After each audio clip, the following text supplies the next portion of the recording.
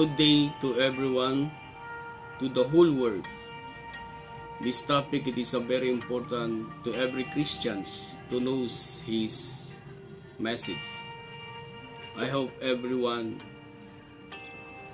of us to open our eyes of understanding, because it is a very important to every Christian to know who is Antichrist.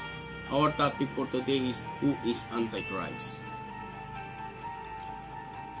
Who is Antichrist? The Antichrist, you only determine in when he speak about against of God. So if you determine, if you open your eyes, you will see who is the Antichrist. If you hear Antichrist, it's against or fault. And if you read Christ, anointed one or anointed by Antichrist, it's anti-word. It's therefore contrary always to Christ. Anything that is contrary to the word, it's contrary to Christ and to Lord. It is called Antichrist.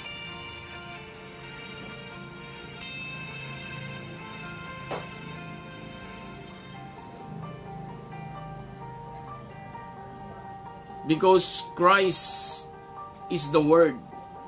Any doctrine, creed, or dogma, or any church that teaches contrary to what the Word teaches of Christ is therefore false teaching.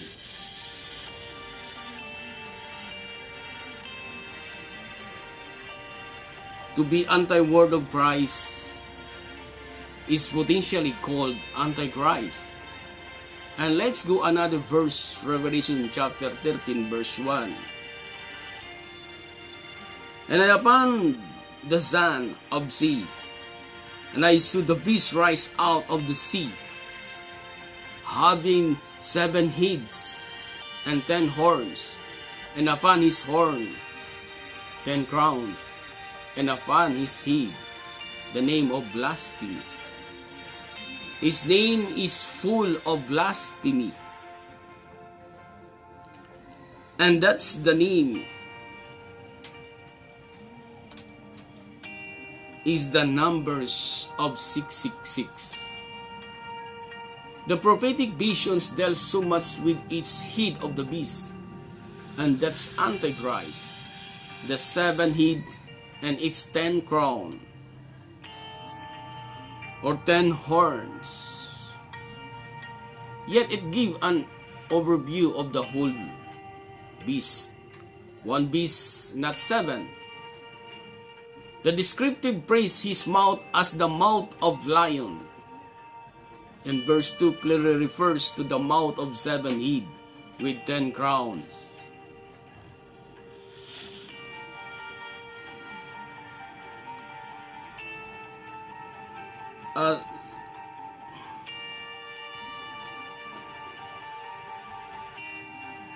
Horns symbolize the last and the final gentle word in fire, which represent the restoration of the imperial power of the Roman Empire.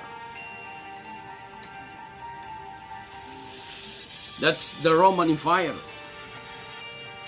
These 10 kingdoms empires covers the sphere of the territory of Western Europe.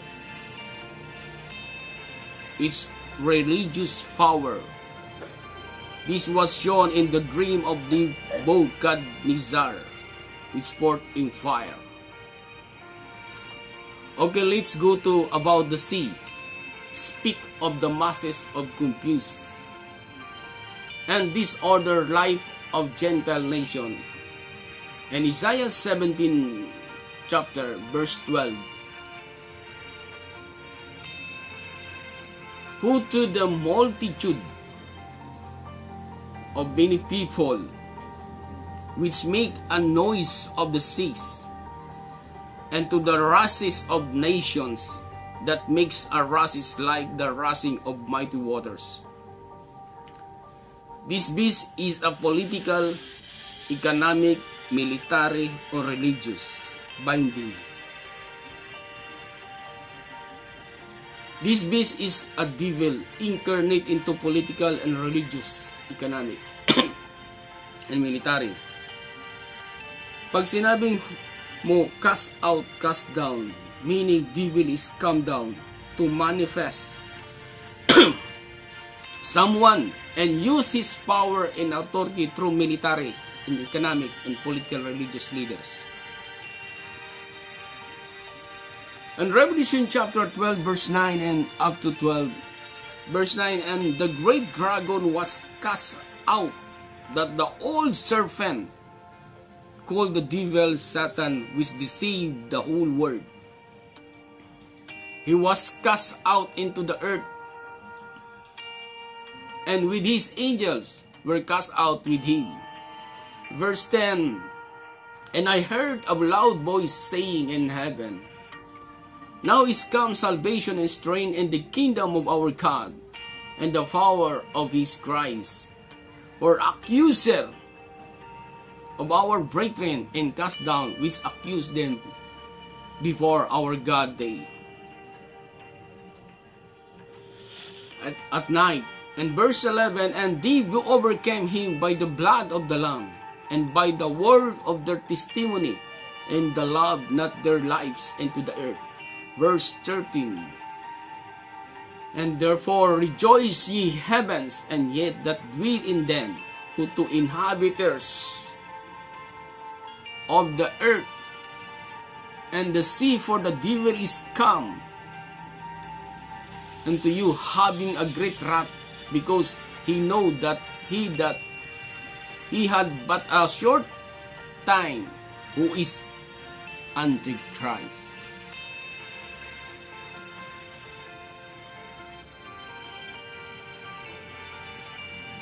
And who is the great dragon is an old serpent called the devil and Satan.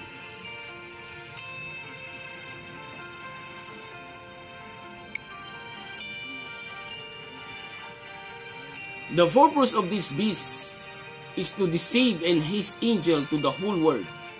They have great wrath.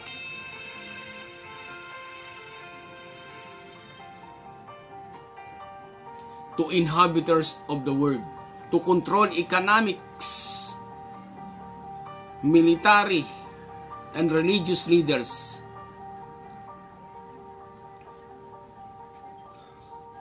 And I saw one of his head as it one was healed, and all the world wonders after beasts, and they worship the dragon, which gave power into beasts, and they worship the beast, saying,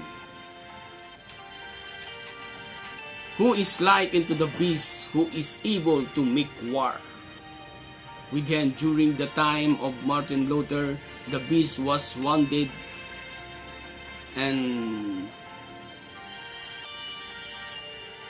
17 AD, the message of Martin Luther was justification by faith.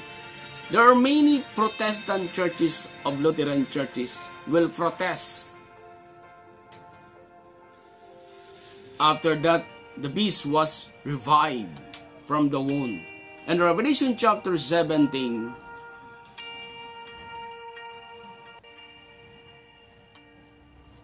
the beast that thou sawest was and is not, and shall ascend out of the bottomless pit, and go into perdition.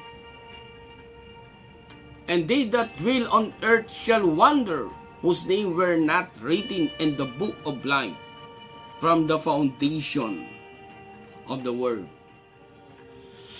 When they behold the beast that was, and not and yet is, and here is the mind which had wisdom. The 7 heads are 7 mountains, on which the woman seated, and there are 7 kings. 5 are fallen, and one is, and